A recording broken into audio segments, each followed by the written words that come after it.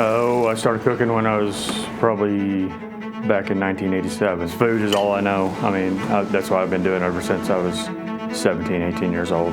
I've been in the restaurant business for 35 years probably. I started when I was 16. Started in a cafeteria and worked my way up. Then I found this job here, and it was right up my alley. There was a change going from fine dining to this, where I wasn't really cooking for myself and my own ego anymore. I was cooking to make sure these people are happy. I feel like I have more creativity here than I did in restaurants. I'm looking for somebody that has passion, for one thing, and to make connections. If you want to be with those people, then it's not work. It's just hanging out with your friends all day. I go and I do my table touches. I ask how everybody's doing. They ask me about my baby. Being here, I love working with the residents. I started off as a part-time server and have made my way up slowly throughout the 3 years that I've been here to be the main line cook Tuesday through Saturdays. How's the catfish with ketchup? Okay, how far out is the cat? In senior living, the meal is what everybody looks forward to.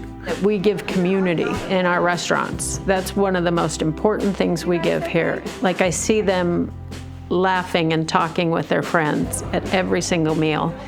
The one thing about this job is that it tugs at my heart more. I mean, you develop relationships with everyone along the way. Here, you grow to love them and care about them.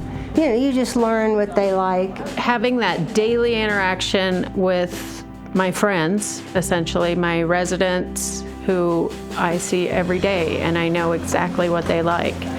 After you're here for a while, you get them to trust you, and so they tell you anything about, you know, good, bad, ugly, which is great feedback because you would not normally get that.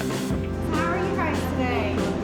I just talk to them about every day on AL and IL side. They tell me their story, and I tell them my story, how I started and where they're from, where I'm from. And it's pretty funny. So I'm a local here. There's one lady here, her name's Carol. She has no problem holding back what her thoughts are. And if I'm making something that I haven't made here before, I haven't made in a long time, or if I'm trying something different, I usually will go down to her room and be like, hey, please try this real quick. I love the residents. I love seeing them every day, talking to them when I can. There's a few residents that I get really close to, and they will sit there and talk about their life.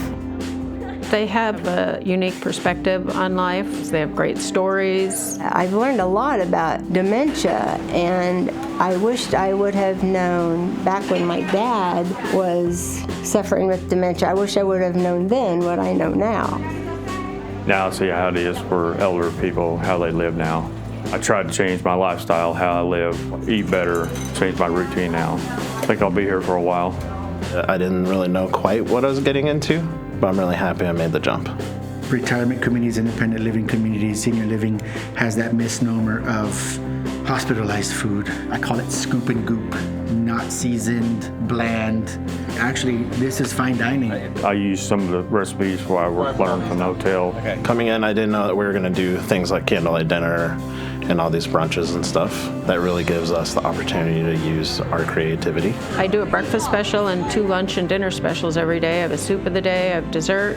And then there's like a catch of the week, a salad of the week, and then there's a sandwich board and an off the grill. And everything I cook, I make with love. It takes time, and I make it with love. And I put my all into everything I do. Food brings people together. It makes a connection to your past.